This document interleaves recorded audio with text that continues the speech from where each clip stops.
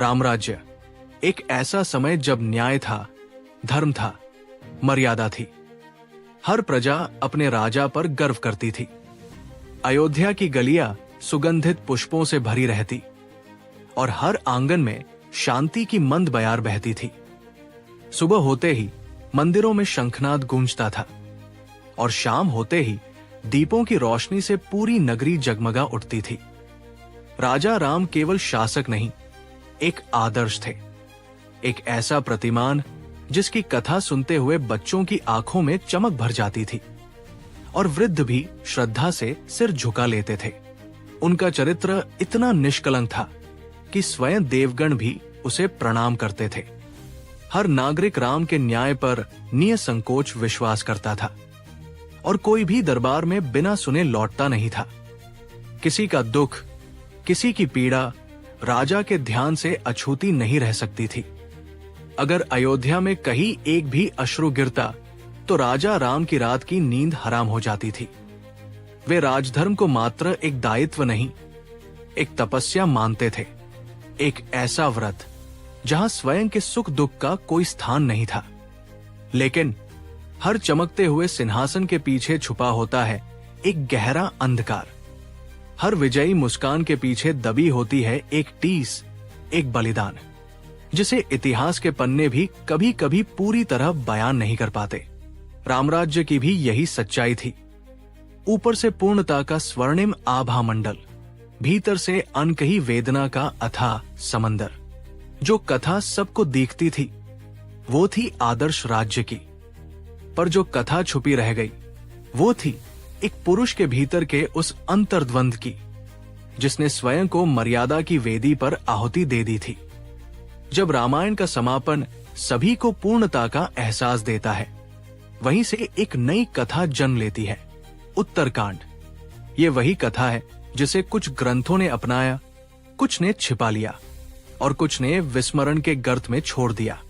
लेकिन जनमानस में ये कथा जीवित रही, एक टीस की तरह, एक चुप्पी की तरह। लंका विजय के बाद जब राम सीता को अयोध्या ले आए तो पूरे नगर में उत्सव हुआ, पर धीरे धीरे गलियों में कानाफूसी शुरू हुई। क्या अग्नि परीक्षा ही पर्याप्त प्रमाण है? क्या एक रानी का चरित्र इतना सस्ता है कि उसे बार बार साबित करना पड़े? शब्द तीर बनकर हवा में तैरते रहे। राम के कानों तक भी ये बातें पहुंची। उनका हृदय चीत्कार उठा, परंतु वो राजा थे। उन्हें अपनी प्रजा की शंका का समाधान करना था, चाहे उसके लिए अपने हृदय को ही क्यों न कुचलना पड़े। राम का द्वंद्व चरम पर था। एक ओर थी उनकी पत्नी सीता, जिन्होंने अग्नि को भी अपने पवित्र प्रेम की साक्षी बनाया था। दूसरी ओर था एक राजा का धर्म, प्रजा की शंका का उत्तर देना। अंततः उन्होंने अपने हृदय पर पत्थर रखकर सीता का परित्याग कर दिया। न कोई न्याय हुआ, न कोई विदाई। सीता को अपमान और तिरस्कार के आंसू के साथ अयोध्या छोड़नी पड़ी। गर्भवती सीता अकेली वन में चल दी।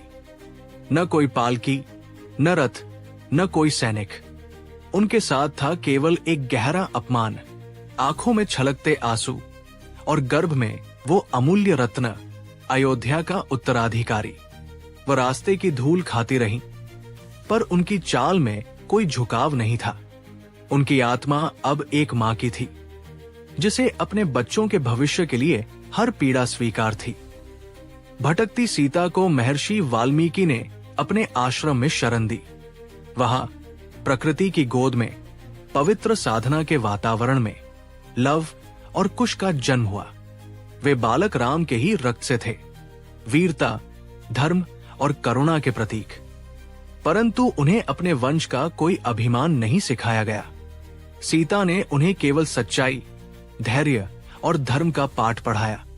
जैसे जैसे लव और कुश बड़े हुए, सीता ने उन्हें धनुर्विद्या, शास्त्र ज्ञान और संगीत का भी शिक्षण दिया। वाल्मीकि स्वयं उन्हें राम कथा सुनाते थे, एक ऐसी कथा जिसमें राजा राम एक आदर्श पुरुष थे, पर पिता के रूप में एक अज्ञात चेहरा।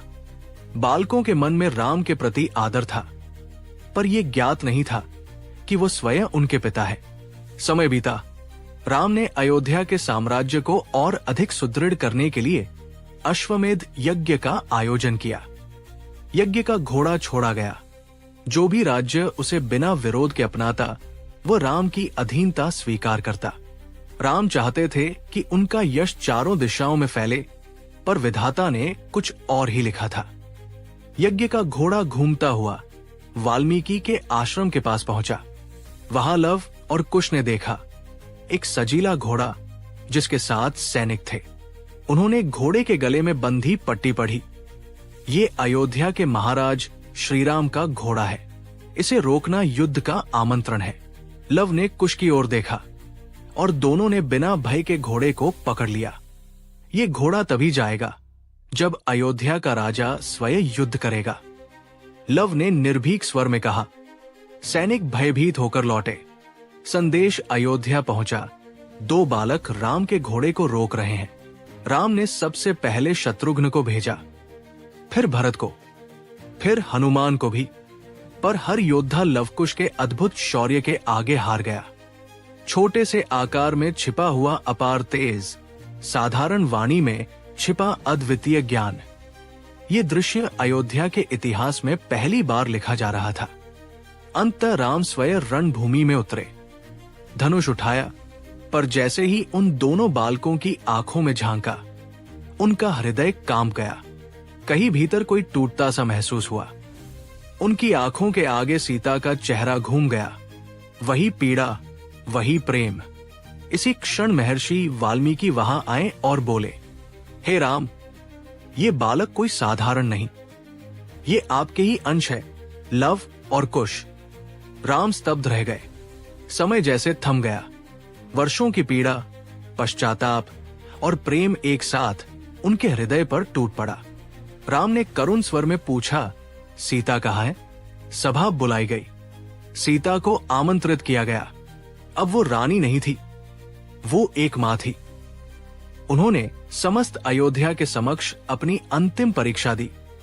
यदि मेरा जीवन सदा पवित्र रहा है, यदि मेरा त्याग धर्म के लिए था, तो हे माता पृथ्वी, मुझे अपनी गोद में समा ले।